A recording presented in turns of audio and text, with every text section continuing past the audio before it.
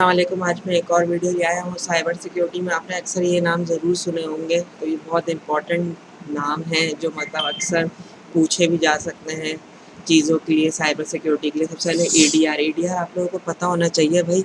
ADR जो होता है ना, आपका होता है and point detection response. It is behavioural based if any suspicious activity attempt it detected. मतलब के क्या कहते हैं, ये बिहेवियर बेस्ड होता है, यानी कोई भी ऐसी एक्टिविटी दिखेगी ना कि ऐसे कोई अनऑथराइज पर्सन कोई मैलिशियस फाइल भेज रहा है या किसी भी किस्म की कोई ख़तरनाक फाइल भेज रहा है, या तुमने कोई फाइल डाउनलोड की तो उसमें कोई मसला आ रहा है, तो क्या कहते हैं, ये आपको बिहेवियर बेस के हिसाब से आपको एक डिटेक्ट करके बता देगा कि भाई ये एक्टिविटी आपके इसमें हो रही है। ठीक है। फिर आपका आता है EPP end point protection platform. It is use to prevent from attacker. मतलब कि क्या कहते हैं, जैसे ही इसके पास कोई भी ऐसी चीज़ आई मैलिशियस फाइल वगैरह, ये ऑलरेडी ब्लॉक कर देगा उस फाइल को, उसे आने ही नहीं देगा कंप्यूटर में। एंटीवायरस होता है आपका सिग्नेचर बेस, और इसे दूसरे लफ्ज़ों में कहा जाता है रूल बेस। ठीक है। सिग्नेचर बेस इस तरह के कुछ ना कुछ रूल बने हुए हैं, उसकी बिहाफ पे ये बचता है। ठीक है। एंटीवायरस आपके कंप्यूटर में भी अक्सर आपने देखा होगा, कोई भी गेम में आप डाउनलोड करते हैं अक्सर पॉपअप आ जाता है कि भाई इसमें ऐसी कोई फाइल है खतरनाक, तो आप नहीं कर सकते इंस्टॉल। तो फिर आप लोग वो जुगाड़ों तरीके से कर रहे होते हैं, मतलब फायरवॉल वगैरह बंद करके। मगर क्या कहते हैं, एंटीवायरस जो है रूल बेस होता है। ठीक है। इसे रूल बेस भी कह सकते हो, सिग्नेचर बेस भी कह सकते हो। वैसे ज़्यादा अच्छा अल्फाज है सिग्नेचर बेस। ठीक है। यानी कि रूल इसमें बने हुए होते हैं, उस रूल के बिहाफ पे ही हमें पॉपअप दे रहा होता है। ठीक है। ब्रूट फोर्स अटैक बहुत से लोगों को पता होगा, यानी कोई बंदा पासवर्ड क्रैक करने की कोशिश कर रहा होता है। ठीक है। अब पासवर्ड आपको पता है, अक्सर आपने फेसबुक वगैरह में भी सेव करने का सोचा होगा, तो आपने देखा होगा अक्सर ये कैपिटल रखे लेटर, कुछ आपके स्पेशल काइंड ऑफ वर्ड भी होने चाहिए, कुछ नंबर्स होने चाहिए। ठीक है। इस तरह कोई आपके पासवर्ड को बार बार क्रैक करने की कोशिश कर रहे थे, यानी क्रैक को आप इस तरह भी कह सकते हैं कि कोई बार बार आपके पासवर्ड डाल के लॉगिन करने की कोशिश कर रहा होता है। ठीक है। AD means active directory. ठीक है।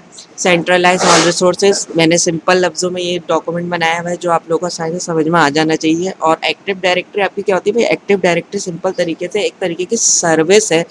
ठीक है। जिसमें हम डोमेन कंट्रोलर डालते हैं। अच्छा, इसमें मैंने एक चीज़ नहीं लिखी। डोमेन कंट्रोलर जो होता है ना आपका, डीसी का मतलब होता है डोमेन कंट्रोलर। ठीक है। डोमेन कंट्रोलर होता है। ठीक है। ये जो है ना, ऑथेंटिकेशन का एक मेथड है, यानी ये ऑथेंटिकेट कर रहा होता है कि ये बंदा ऑथेंटिक है कि नहीं है।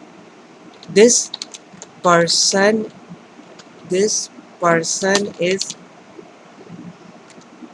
ऑथेंटिक और नॉट। भाई ऑथेंटिक की मेरी स्पेलिंग मिस्टेक पे मत जाइएगा, तो के चलो भाई, ऑथेंटिक और नॉट। ठीक है। ये बंदा ऑथेंटिक है कि नहीं, इसके एक्टिव डायरेक्टरी के अंदर डोमेन कंट्रोलर आप पहले इंस्टॉल करते हो, फिर आपके वो सारे रिसोर्सेज को सेंट्रलाइज करते हो। तो कोई भी बंदा रिक्वेस्ट करेगा ना कि क्या कहते हैं यार मुझे प्रिंटर यूज़ करना है, तो वो रिक्वेस्ट जाएगी सीधा एक्टिव डायरेक्टरी। फिर एक्टिव डायरेक्टरी में डीसी होगा जो ऑथेंटिकेट करेगा, हाँ ये वैलिड बंदे के पास से मेरे पास रिक्वेस्ट आई है कि नहीं। अगर वैलिड बंदे के पास आएगी तो वो आगे भेज देगा प्रिंट के लिए, वरना वहीं पर रोक देगा। ठीक है। अब आता है कोर फायरवॉल। कोर फायरवॉल और एज फायरवॉल में अक्सर लोग फंसे हुए होते हैं, यार ये कोर फायरवॉल क्या है भाई? कोर फायरवॉल जो है ना आपके simple internal to internal communication के लिए यूज़ होती है। ठीक है। यानी जो अंदर कम्युनिकेशन हो रही है ना, प्राइवेटली जो कम्युनिकेशन हो रही है, मतलब प्राइवेट टू प्राइवेट जो कम्युनिकेशन हो रही है, ये उसकी कम्युनिकेशन को सक्सेस बनाती है, या उस कम्युनिकेशन में कोई ऐसी चीज़ हो रही है तो उसे ब्लॉक कर देती है। जबकि एज फायरवॉल जो है पब्लिक टू इंटरनल, जो आपके पास ट्रैफिक आता है, तो पब्लिक से कोई भी चीज़ आप जैसे डाउनलोड करो, पब्लिक में आपकी पब्लिक आईपी से कोई भी चीज़ आ रही है आपके पास। ठीक है। आपने डाउनलोड कर ली किसी भी सर्वर वगैरह है, किसी भी लाजमी आता है उसकी भी कोई ना कोई आईपी होगी। ठीक है। आपने डाउनलोड कर लिया तो पब्लिक टू इंटरनल हो गया ये।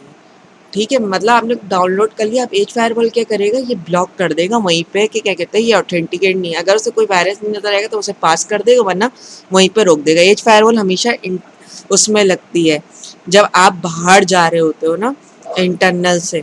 ठीक है। तो उसकी एज पे लगी हुई होती है फायरवॉल बाहर जाते हुए। ठीक है। ये हमेशा याद रखना। और इसको पैरामीटर फायरवॉल भी कहते हैं दूसरे लफ्जों में। ठीक है। अब आगे वेब। ये वेब क्या होता है? वेब एप्लीकेशन फायरवॉल होती है, ये फिल्टर करते हैं जो HTTPS और HTTP से आपके पास वो आ रहे होते हैं रिस्पॉन्स। अब यार आप लोग बोलोगे HTTP और HTTPS तो ब्राउजिंग के लिए यूज़ होता है, ठीक है? एक तरीके प्रोटोकॉल है जो ब्राउजिंग के लिए यूज़ होता है।